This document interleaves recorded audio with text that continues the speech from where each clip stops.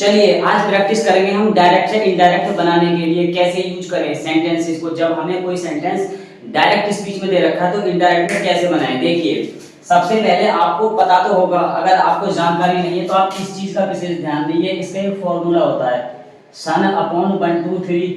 Subject first person के according change होता है और ऑब्जेक्ट जो होता है वो हमारा सेकंड पर्सन के अकॉर्डिंग चेंज होता है। यदि रिपोर्टिंग वर्ब हमारी क्या नाम है मतलब दे रखी हो, उसमें ऑब्जेक्ट दे रखा हो सेड टू के बाद जो दे रखा हो तो वो सेकंड पर्सन के अकॉर्डिंग चेंज होगा। वो भी कब? जब रिपोर्टेड स्पीच में हमारा सब्जेक्ट यू होगा तब सेकंड पर्सन का। यदि हमारा सब्जेक्ट रिपोर्टेड स्पीच में दे रखा है तब उसे हम रिपोर्टिंग वर्ब के ऑब्जेक्ट के अकॉर्डिंग चेंज करेंगे। थर्ड आता है नो चेंज। रिपोर्टेड स्पीच में ही सी इट नेम और दे यदि आ जाए तो वो चेंज नहीं होने का, जैसा वैसा ही रहेगा।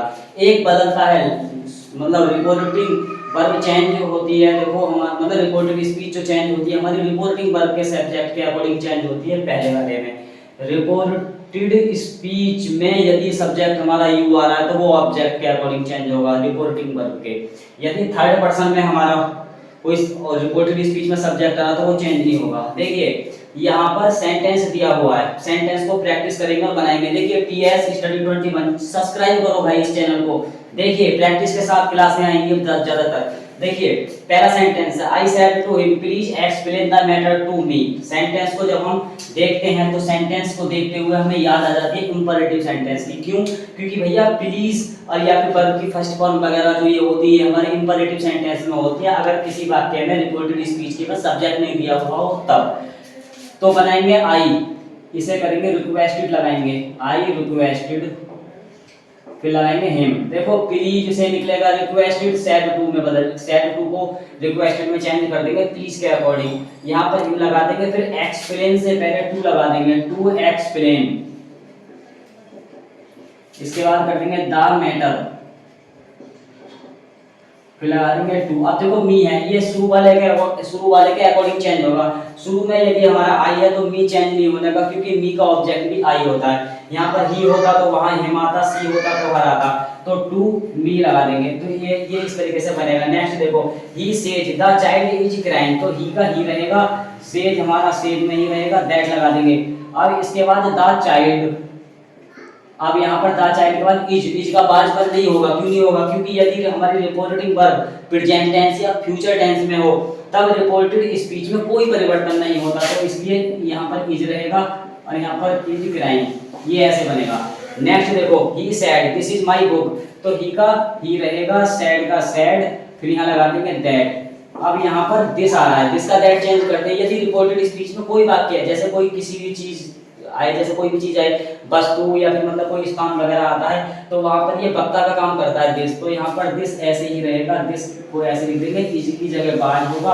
अब ये माई है रिपोर्टिंग वर्ब के अकॉर्डिंग जो ये है सब्जेक्ट हमारा ही, तो ये इसके अकॉर्डिंग चेंज होगा और ही का वो पॉजिटिव होगा हिज, तो यहाँ पर हिज और यहाँ लगा देंगे बुक। तो ये इस तरीके से बनेगा क्योंकि यहाँ पर आई मी या माई कोई भी आए या फिर बी आए, अस आए या अवर आए, तो यहाँ पर वो आएगा जो रिपोर्टिंग वर्ब का सब्जेक्ट होता है। सब्जेक्ट मांग रहा है तो सब्जेक्ट कर देंगे, ऑब्जेक्ट मांग रहा है तो ऑब्जेक्ट कर देंगे, पॉजिटिव मांग रहा है तो पॉजिटिव कर देंगे। नेक्स्ट है he said I like my home, तो ही सी सेड, तो सी का सी, सेड का सेड रहने देंगे, दैट लगा देंगे। देखिए बहुत इंटरेस्टिंग है, यहाँ पर आई आ रहा है। रिपोर्टेड स्पीच में यदि हमारा सब्जेक्ट फर्स्ट पर्सन का है तो यहाँ पर देखिए सन बटे मतलब एस अपॉन वन, तो यहाँ पर वन आ रहा है तो वन हमारा यहाँ पर सूट करेगा।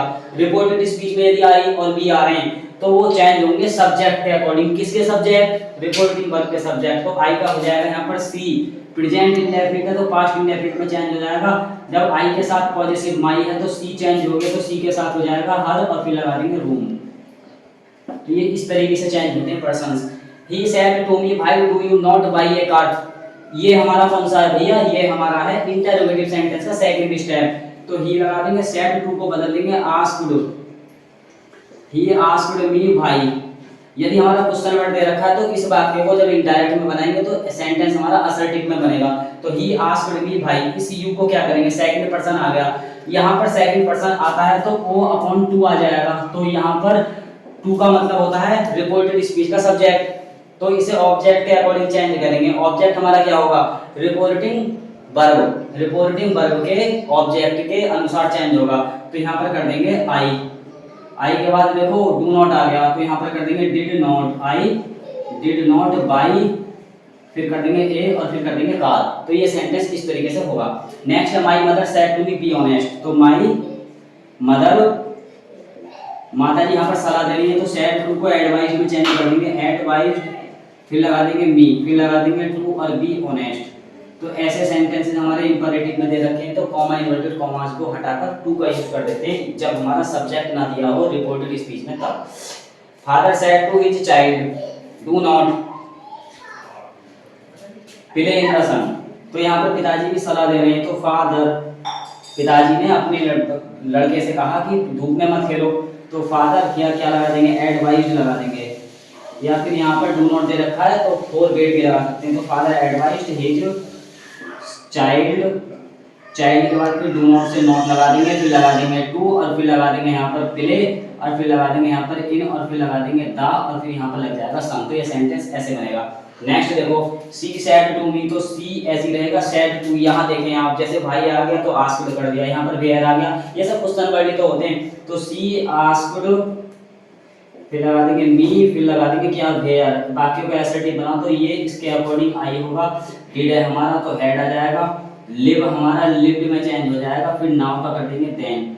तो ये सेंटेंस इस तरीके से बनेंगे। नाउ का देन क्यों होगा, क्योंकि दिस का दैट होता है, दीज का दोज होता है, हेयर का देयर होता है, ये हमारे निकटता सूचक शब्दों का दूरी सूचक शब्दों में परिवर्तन जो होता है उसमें हमारे ये चीज देखते हैं, हमें वहां पर ये चीज हमें ध्यान से देखना है। निकटता सूचक शब्दों का दूरी सूचक शब्दों में परिवर्तन जो होता है उसी में ही आता है हमारा नाउ का देन, दिस का दैट, दीज आता है तो दोज में कर देते हैं, टुमारो आता है तो द नेक्स्ट डे, और यस्टरडे आता है तो द प्रीवियस डे में आ जाता है। देखिए अब आता है next Ajay, Ajay sad Kavita sings a song, तो देखो अजय,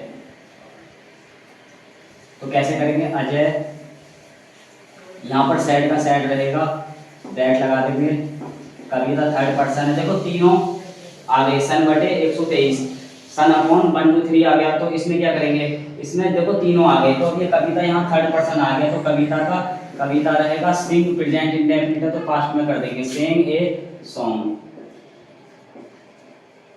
दैट। तो यहाँ पर ये चीज चेंज हुई है, इसके स्थान पर दैट हमारा ये आ जाएगा, इसको देखते हुए। पारुल सैड है तो पारुल का पारुल रहेगा, सैड दैट, फिर क्या लगा देंगे, इट का इट रहेगा, क्योंकि थर्ड पर्सन में ही सी इट नेम और दे अगर आते हैं तो चेंज नहीं होते। हैज को कर देंगे हेड में, फिर लगा देंगे रेन्ड, फिर लगा देंगे हैवीली। तो ये इस तरीके से बनेगा, हैज हेड में चेंज होगा, वर्ब में परिवर्तन, हेल्पिंग वर्ब्स वगैरह ये सब चीजें चेंज होती हैं।